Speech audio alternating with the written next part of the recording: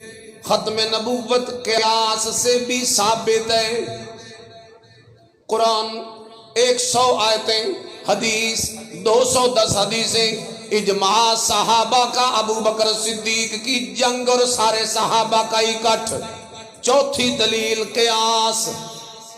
قیاس بھی یہی کہتا ہے، عقل بھی یہ آدھی ہے جو میرے نبی تو بعد کوئی نبی نہیں آنا چاہیے۔ اللہ تعالیٰ نے فرمایا پچھے جتنے نبی آئے ہر نبی نو اسی ایک خاص علاقے واسطے نبی بنایا۔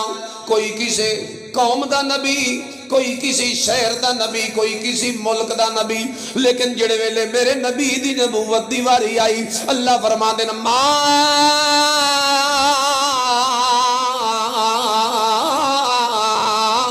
ارسلناک الا کافۃ للناس۔ جدو ایک شہر دا نبی ہے تے دوے شہر والے نوں پھر لوڑ ہے کہ ساڈا بھی کوئی نبی ہوئے۔ جدو نبوت صرف ایک ملک چے دوے ملک والے نوں بھی ضرورت ہے کہ ساڈا بھی کوئی نبی ہوئے۔ لہذا او دوسرا نبی ایک تو بعد دوسرا تاں آندا ہی پہلے جدو علاقے تھوڑے وچ نبوت ہوندی آئی، باقی علاقے بچدے ہوندے آئے تے تاں دوسری نبوت آندی آئی۔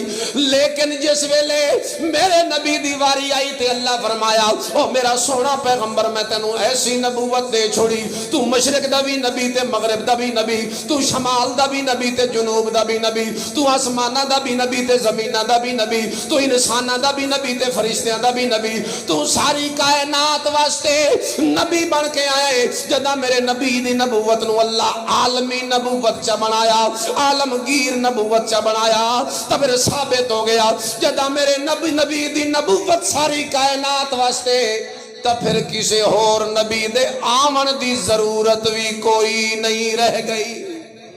اور نبی تاں آندہ جدہ علاقے بچ دے ہوندے آئے، جدہ میرے نبی دے آمن دے نال سارے علاقے کور ہو گئے تے کسی اور نبی دے آن دی کوئی ضرورت بھی عقل ہی آدھی ہے نا، کسی اور نبی دی ہون ضرورت۔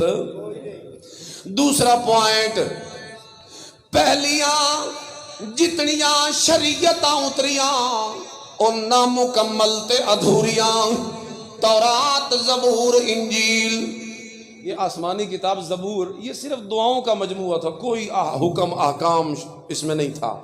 یعنی انسانیت دا ارتقاء ہو رہا ہے، آہستہ آہستہ اللہ انسانیت نو علم دا لباس پہنا رہا ہے، آہستہ آہستہ انسان دی عقل تے شعور تے ترقی تے تدریج ہو رہی ہے۔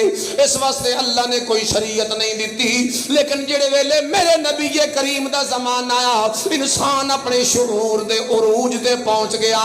اس واسطے اللہ تعالیٰ نے قرآن نو نازل کر کے فرمایا الیوم اکملت لکم دینکم وَأَتْمَمْتُ عَلَيْكُمْ نِعْمَتِي وَرَضِيتُ لَكُمُ الْإِسْلَامَ دِينًا۔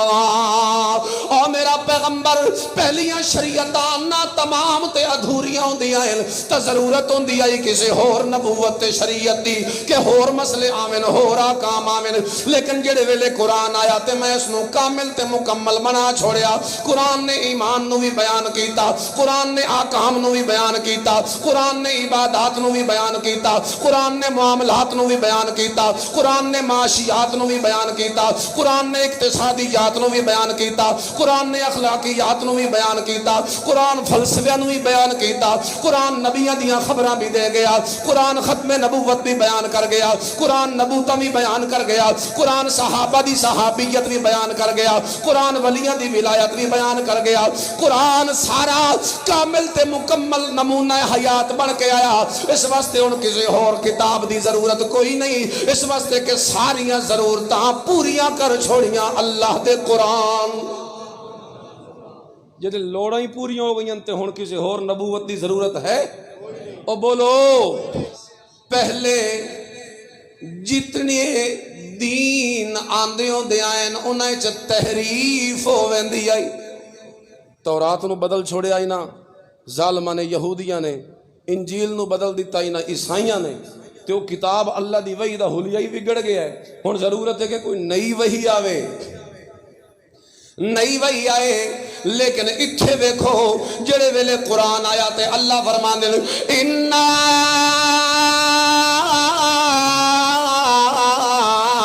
نَحْنُ نَزَّلْنَا الذِّكْرَ وَإِنَّا لَهُ لَحَافِظُونَ۔ او میرا سونا پچھلیاں کتاباں دا حلیہ بگاڑیا، انہاں ظالمہ تحریف تغییر تبدیل کی تھی، لیکن قرآن دی حفاظت دا ذمہ میں آپ چاہیا، جویں میں تیری جان دی حفاظت دا ذمہ آپ چاہیا، انہیں میرا سونا میں تیرے دین تے تیری کتاب دی حفاظت دا ذمہ بھی آپ چاہیا۔ جدہ ہون حفاظت دا ذمہ قرآن دی زیر تے زبر ہی نہیں بدلی، 1400 سال ایک زبر زیر نہیں ہوئی تے زیر زبر نہیں ہوئی۔ 4 سال دے بچے قرآن آ ویندا ہے، 5 سال دے بچے دے سینے چ قرآن آ گیا، 7 سال دے بچے دے سینے چ قرآن آ گیا، عالمہ دے سینے چ قرآن، حافظاں دے سینے چ قرآن، قاریاں دے سینے چ قرآن، کتاباں چ قرآن، صحیفیاں چ قرآن۔